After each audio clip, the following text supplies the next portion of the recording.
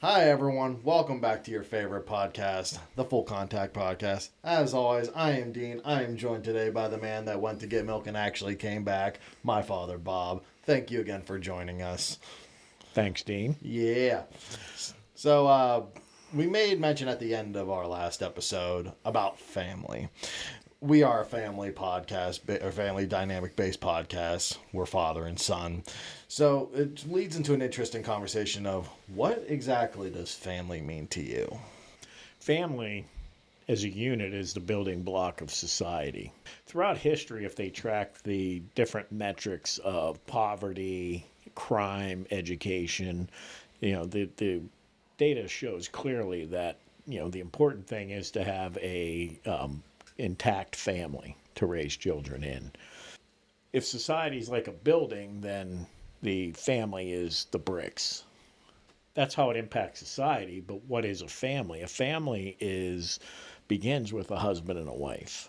In the Bible it says the man will leave his father and mother and be united to his wife, and the two become one flesh. And so that's the idea, that you leave your old family behind and you create a new family. When you get married, you become like one. That's what a family is.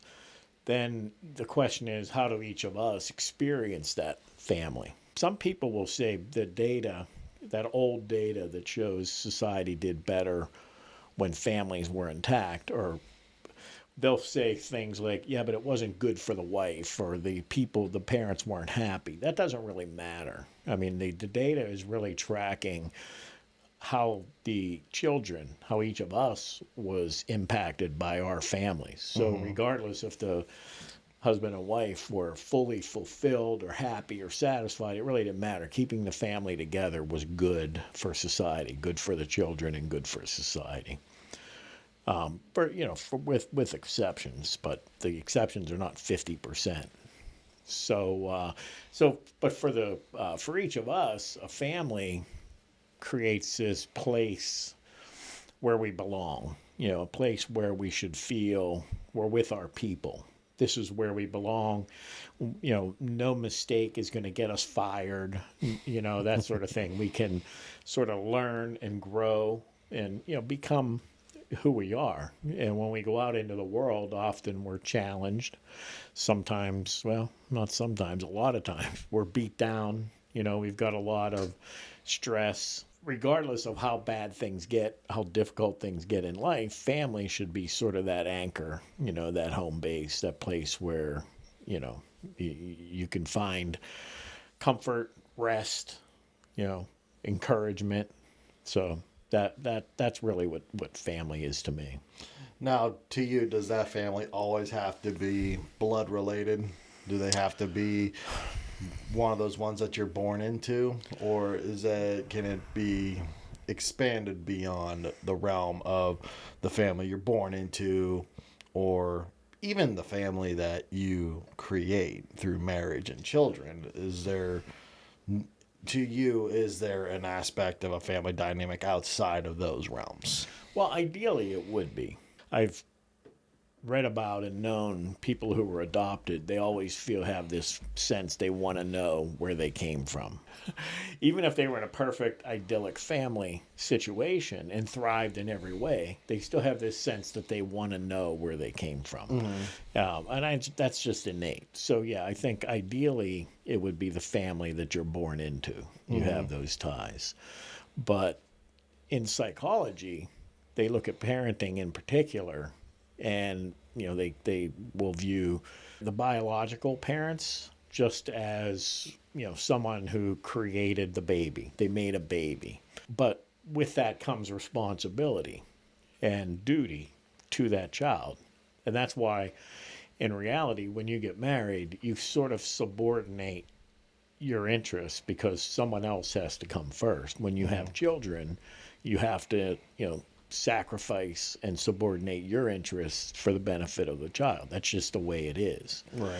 So some people don't do that. Some people go the extreme and, are just violate that code, if you will. So, in cases of severe abuse, Again, in psychology, they would say you don't have a family. I mean, you don't have a father or you don't have a mother if they violated that in a severe way. Mm-hmm. So in that case, I mean, yeah, I think you can, because you can get married, that makes a family, that starts a new family. I suppose you could, use other groups of people, other places to be your family, your new family thing. Like the family, not so much born out of blood, but born out of a bond, basically. Yeah, I guess. I mean, did you have something specific in mind? Well, yeah, because I look at like the dynamic with some of my friends. Obviously, I have the family that I'm born into, which we have I would call a very good family dynamic amongst ourselves as an immediate family. I don't have a family I've created yet. Hopefully, that might change at some point here. But I have a very niche group of people who I identify as the family that I had found. And funny enough, me and my friends, we always say that you had those three families in your life: the one you're born into, the one you create, and the one you find.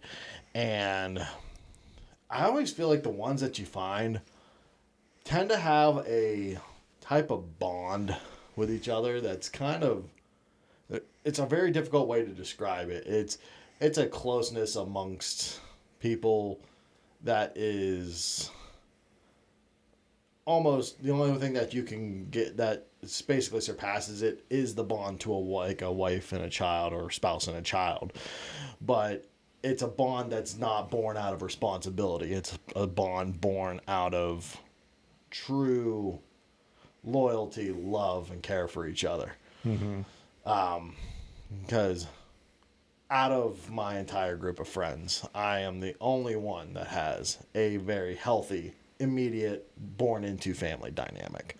Out of all of them, some of them have had broken homes, like the parents got divorced for whatever reason.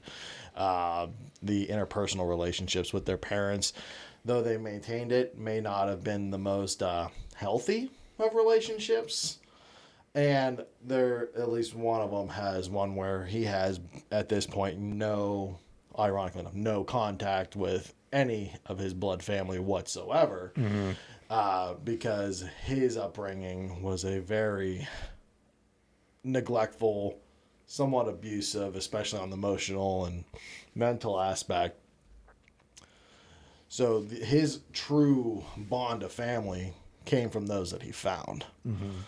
So, how he developed, it was,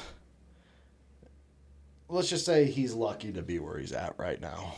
And if anything, his level of success can contribute not to anything of a relationship with loving parents or seeing a healthy marriage consume, but more so for the love of support of select individuals who would not let him stray from the path and always challenged him to do better. Mm-hmm. So, and so I think in this case, like he could almost look at us as like the only true family he's ever had, with now the exception of his wife. Now he's got that he can lean into, but before that, all he had was us. Mm-hmm. So, and it's one of those kind of bonds with each other where, you can look at each other. You can ask him like, "Hey, we're gonna do some sketchy shit. You can't ask me why. You can't talk to me about it later. But some people are gonna get hurt, and the other guy's gonna go, all right, well, whose car we're gonna take?" Name in the comments if you can know what movie I'm referring to on that one.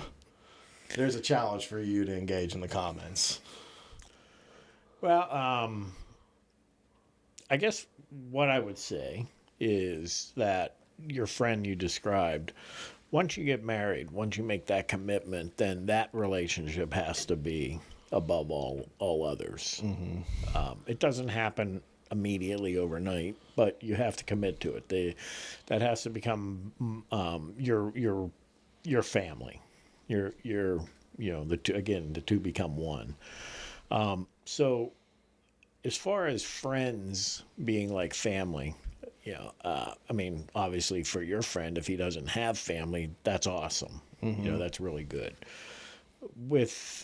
But in my case, there's some friends that I've made along the way through the years, some as young as in my teens, that I haven't seen them in a long, long time. But if I wanted to call them or show up or anything like that, it would be like, I know there would be an instant connection. We have formed that sort of relationship. I can't say that if I call someone after 10 years or 20 years and ask them to sacrifice majorly to help me out, I don't know that they would do that. Probably not. I think they would probably, they might get sort of guarded about that. That's weird. I haven't heard from you in a long time and you're asking me to do this really difficult thing. But I mean, there's a bond there, as you would describe it.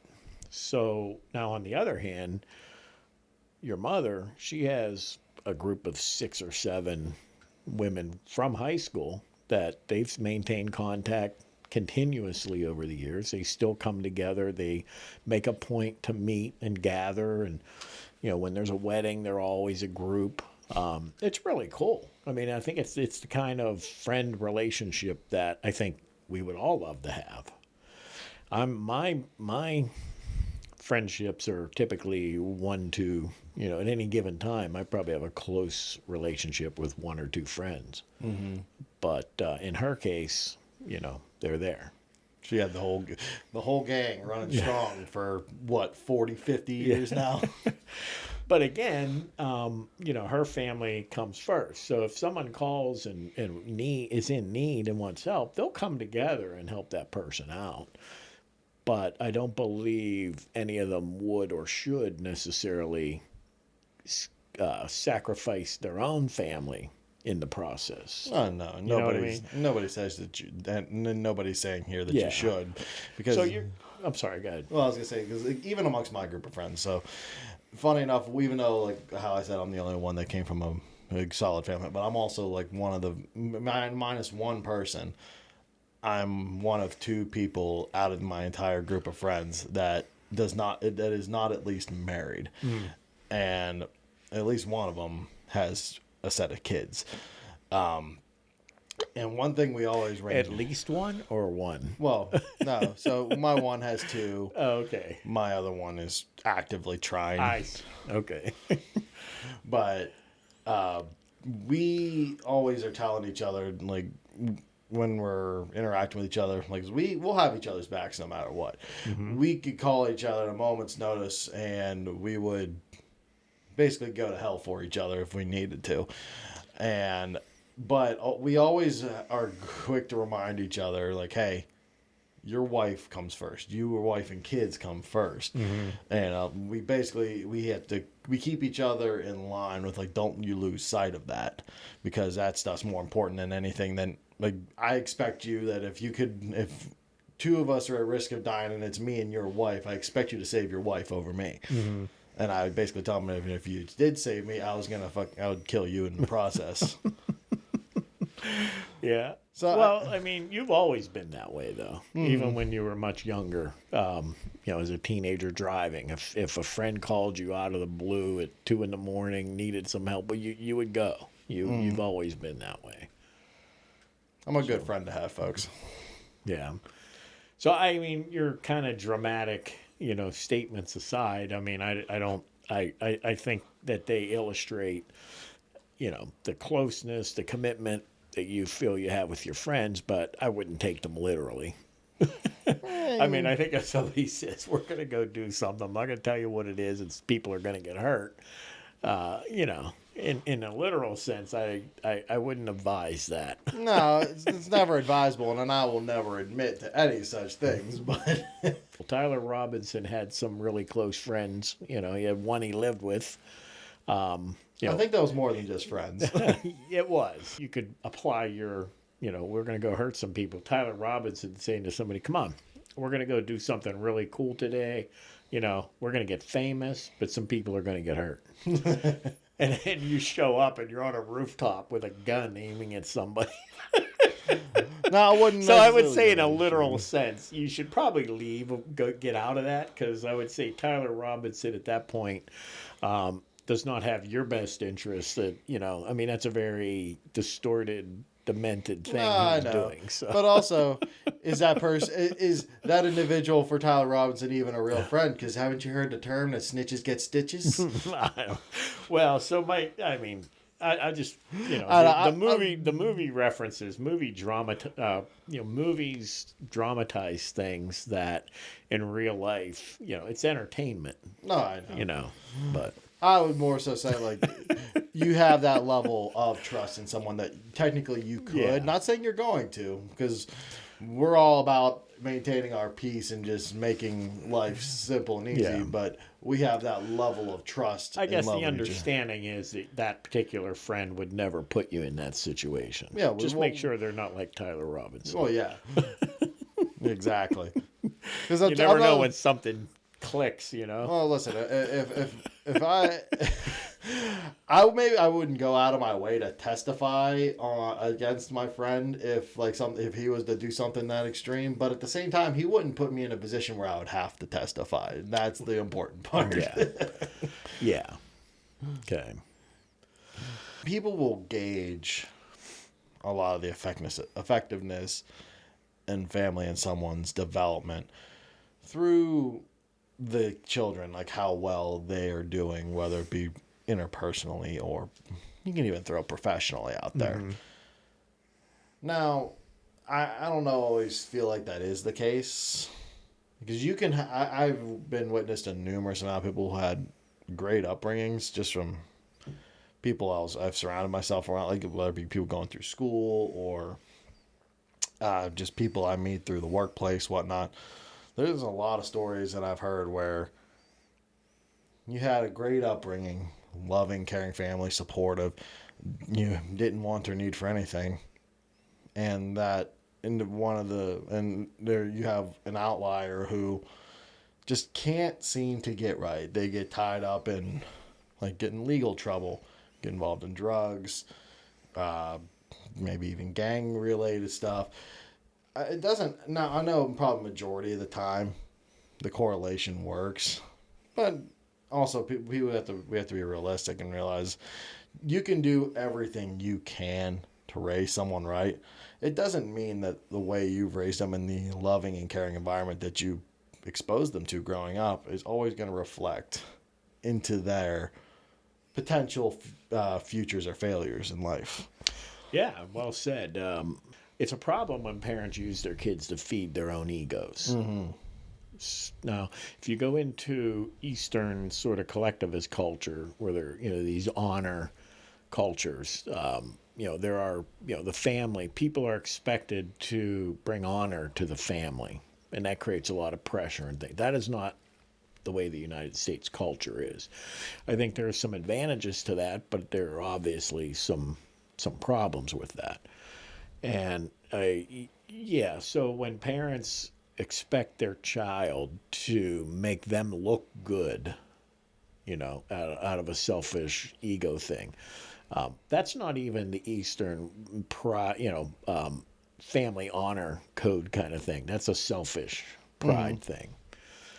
That creates problems. So that should never be. You see online when you see groups of kids behaving badly. Commenters, I blame the parents. The parents, if my parents, I'm not like that because my parents X, Y. Well, that's distorted. You don't have absolute control over the outcome of your children. Great people come out of bad situations. Geniuses come out of situations where people just weren't that smart. It's not the role necessarily, but so you'll find out when you're raising kids that you try to regulate their behavior, you try to teach them to regulate their behaviors, you set rules to keep them safe and to help them grow healthy, but at some point you're not the only influence on lives. Especially nowadays, now that we're in the digital social media age. Yeah. There is so much freaking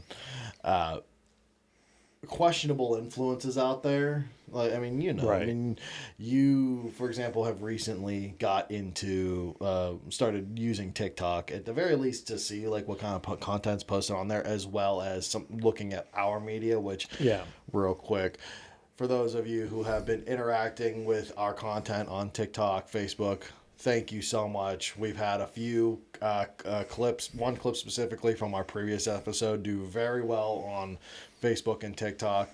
Positive, negative engagement, whatever it was, thank you so much. We were not expecting that, and let's please keep it up. So, anyways, but it was kind of funny when you first downloaded TikTok and you just kind of started scrolling and seeing what the algorithm was going to throw at you. I still remember the thing that got you the most was the very questionable content that was thrown at you, even based off of some of the questions of like things that interest you, because I know it does that whenever you're lining up, like so it knows what kind of content to feed you. But sometimes it tends to feed you some of the most outlandish out there shit. Well, I mean, I started to, I opened an account. I looked at it and I said, I'm not doing this. This is garbage.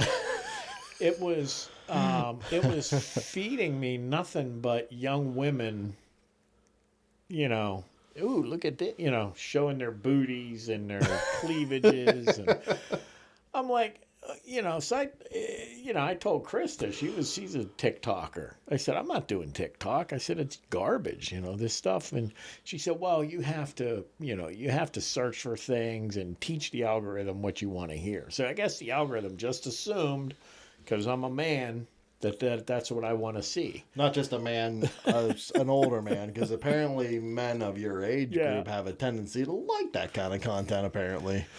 Yeah, so I mean, I personally think that the algorithms are fairly weak when you can see what it's doing. Like, so I mean, I think YouTube has one of the best algorithms. Mm-hmm. I watch a lot of various content, but I've had content suggested to me that just blew me away. Like, this is so good. I never even heard of this person. I subscribe and I become a regular watcher. So, and so I think that YouTube does a really good job of that for me. TikTok, it's I don't know. I'm not sure. Maybe it's because I'm not making content on TikTok.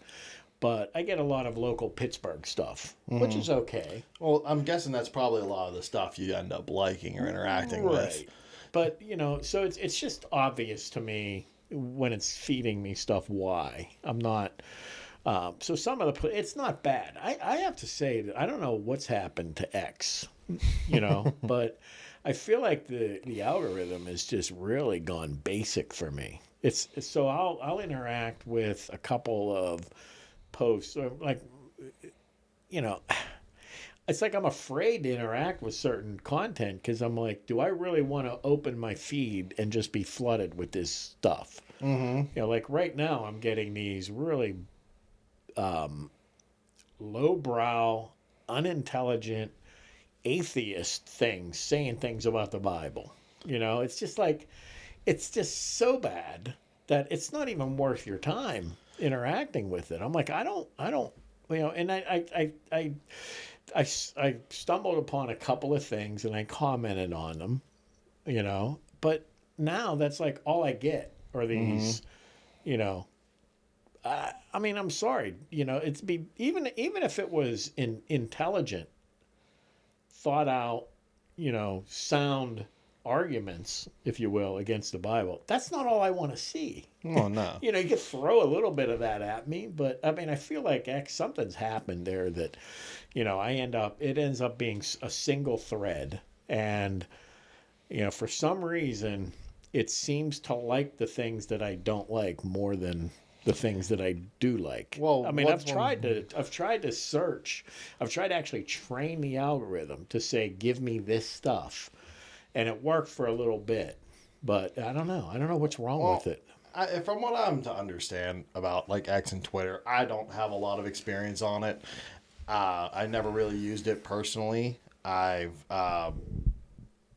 tried using it for the channel, but it really doesn't get much engagement, so I really just don't use it for the channel anymore.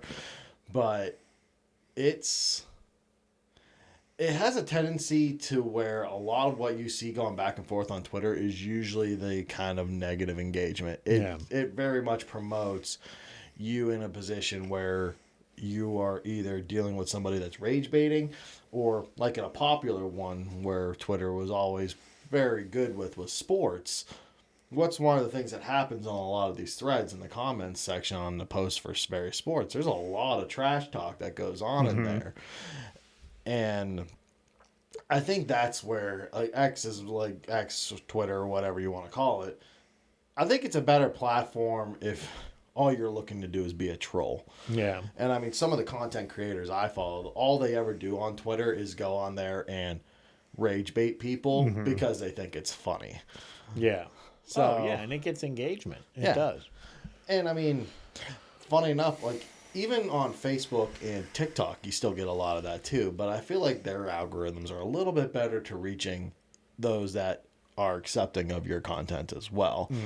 Like, I shared that one comment with you on our one TikTok video where we brought up a mention of socialism. And this guy asked us, when are these two gonna make out? Isn't this called the Full Contact Podcast? And clearly, this jackass did not realize, like, oh, we're father and his son. So I'm starting to question what his browser history looks like. But that's the kind of stuff. That was TikTok. That was on TikTok. Yeah. I found it hilarious because I just think those type of troll rage baiting stuff is hilarious, and some of the stuff is either very original or it's just so retarded that it just straight up just laughable. Right. But it's just, that kind of engagement gets clicks too. So Well, outrage breeds clicks, I should say. Well, to bring it back to family, so one of the things, I think that people are using as substitutes for family are the different tribes that they decide to be in. And you see that on, so social media is trying to find, that's a lot of what I would characterize these groups of people, this type of content as tribal. So people that hate Trump, people that love Trump, the LGBT, so, people in different, there's a tendency for people to seek out like-minded people. Yeah, I mean, that's always been the case regardless of social media. I'm sure even back whenever you were a kid, there was a lot of tribalism, but it was more behind kind of closed doors. You'd be part of like social groups. Well, there's cliques. There were cliques and things, but social media is like a tool for this. It's like an amplifier. So one of the reasons we named the podcast Full Contact is because one of those tribes is the no contact people. People that, they build a personal connection around the fact that they're no contact with their families. And I mean, I don't know. I guess if you want engagement, you want contact, but you could find comfort in that if you have a real serious situation. But then again, there's also other people that maybe their family's just not the perfect family they want. Maybe they're exaggerating. There's like no moderation. There's no, in these groups, there's no kind of effort towards making things better. Right. So for example, the 12-step programs, when it came around in the 30s when it started, it really solidified this idea that people with like problems can really relate. So, an alcoholic, nobody could relate to an alcoholic like another alcoholic. But they formed a program not around let's just lean into our problems and let's just, talk about how screwed up everybody is and let's drink. It was let's help each other to not drink. Mm-hmm. Let's help each other to get sober. So that was in a healthy way. I'm not sure that all these, tribes, and you could, call it a quasi family sense that people get out of it, especially these anonymous groups and things online. I don't know that they're all there to help people get better. Yeah, I mean, It's people find that sense of connection and belonging somewhere. mm-hmm. I mean, you can look at everything from certain things like, look at the KKK, for example. It's very extreme. It does a lot of crazy shit. But how many of the individuals that are a part of that group found their sense of belonging with them because they could not get it anywhere else, and they found a group of people that were accepting to them, and so naturally they would tend to do the things even despite the fact how crazy it is, because they felt like they belonged with this group. Yeah. And you can even tie that into some things like gangs. One of my favorite TV shows of all time is Sons of Anarchy, based off of a motorcycle gang. And one of the things they always harp on throughout the show is the bond of brotherhood that they have with each other. And that's a lot of these biker gangs when they first started. Usually a big group of veterans came back from war. They were unhappy. They could not find a way to belong returning home from all this stuff. So they find each other and they decide to rebel together. Some of it was very kind of like a social rebellion, I guess you could say. A lot of them started off that. Now, yeah, some of them steered away into criminal stuff, but it's all the same thing. Mm-hmm. They just, I guess it's just based off of what kind of, like, what exactly is one looking for, and what things are negatively affecting you. So those are good examples of bad tribalism, bad family that, so that, and that's not even social media, that predates it. So you've got, the mafia. Mm-hmm. They were the crime families. We're a family. We may kill you if it becomes good for business, but hey, for now we're all family here. Yeah. Well, if you want to tie one that's positive, what about these people? Like when people who they go through a lot of rough stuff and then they get involved in a church. Yeah. Like there's I would say a good example of positive tribalism, because I mean, you've been going to church a lot longer than I have. How many people have you met in that time? I mean, let's not overuse the word tribalism. So when I to me, the term tribalism isn't just a community, or a family. Tribalism is where you say it's us against them. That would be a tribalistic. Now, it's been used in other ways. Like, I worked with this young woman who was into soap making. And, there was a book written. I can't remember who wrote the book, but they were saying, find your tribe. So they were doing it in a soft, positive way. So the soap makers would have been her tribe. But really, the word tribalism means that, it's tribe against tribe. It's, us against the world. So, there's a negative connotation to tribalism. When you talk about a church, you're now into a community, a congregation. I wouldn't call that. If it's a tribe, if there's a tribalistic attitude, there's something wrong with it. Now you're talking about a cult. Yeah, I guess you got a point there. So, but I think your point's well taken. So I was saying this about social media, but these things have been happening for a long time. Mm-hmm. With the white supremacy and, even the Islamist jihadist thing. They target young people, that are struggling, that for whatever reason feel oppressed. And in fact, all the gangs, from the mafia to the modern day, street gangs, they try to get people to say, hey, we're family, So there's a family, but a tribalistic attitude too. It's sort of us against the world. in a negative way. There's a thing in entertainment, people make movies like the Jeffrey Dahmer story on Netflix. So they try to tell the Jeffrey Dahmer story from the perspective of Jeffrey Dahmer, and they do it in such a way that makes him relatable.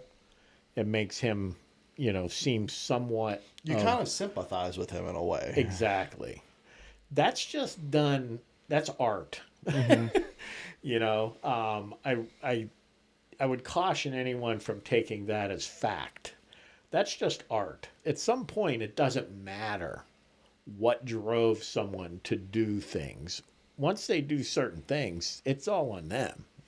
I mean, a Jeffrey Dahmer, you can't say, well, we can't hold him responsible because of the family upbringing that he had. No.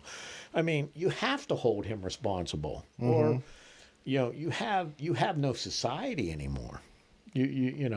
Everything breaks down. Same thing with this Tyler Robinson. I don't really care why he did it. It doesn't matter. What he did was heinous. I mean, in some sense, it does matter, but not in the sense of whether he should, be penalized for that. He absolutely should. Well, in fact, I would argue the mass shooter problem. From the time that Columbine happened, the 24-hour news cycles, people trying to sell books and sound smart, they made these people infamous. So infamous is famous in a negative way. But the discussion was like, why would they do this? We have to understand what they were going through. We have to understand, their pain, their struggle. They were bullied. They were this, they were that. And that was being done every time one of these young people did this. And when it became apparent to me early on, this is a bad trend. We're encouraging this. Oh, yeah. Because you have a bunch of people, they think that, once upon a time, the bulk of society believed in eternal consequences for our actions, heaven and hell. Well, we've pretty much wiped that out. That's no longer a part of our society. So people think I can do anything I want if I'm ready to kill myself at the end of it. And that's what this was. I'm going to become famous. People are going to talk. I have this pain. I want to be known. I want to be understood. I want to be talked about. And I'm willing to give my life to do that. And the only way it's going to happen is if I kill other people. So we created this big incentive for people to do these things. Now, it seems that finally, we've caught up. There's less of that happening. It's better to not report on it at all, in my opinion, if you're going to do that. So it seems like, don't name their names. Let's not indulge these and promote these people who are going to sit there and say, well, we got to understand where they come. I don't want to understand Jeffrey Dahmer. I mean, Jeffrey Dahmer did evil things and he should pay for it. Which he did. Which he is. Well, he did. He did. Yeah, I mean, he died in prison, right? Well, yeah, he was jumped in the weight room by another prisoner who, in his own sense, was basically thought he was being called to by God to kill him. Okay, so yeah. But anyway, so yeah, I just think this guy Louie Mangione. Louie Mangione. I mean, the left made him a hero. Because he killed the evil capitalist reason. I mean, that's just insane that people are doing that. It's like, where's the moral compass anymore? And that's what tribalism can do. Thank you for joining Dean and I today as we discussed family. The conversation drifted into politics and media, so we've continued that conversation, and that will be our episode for next week. So look for that next episode, and thanks for being a listener and watcher.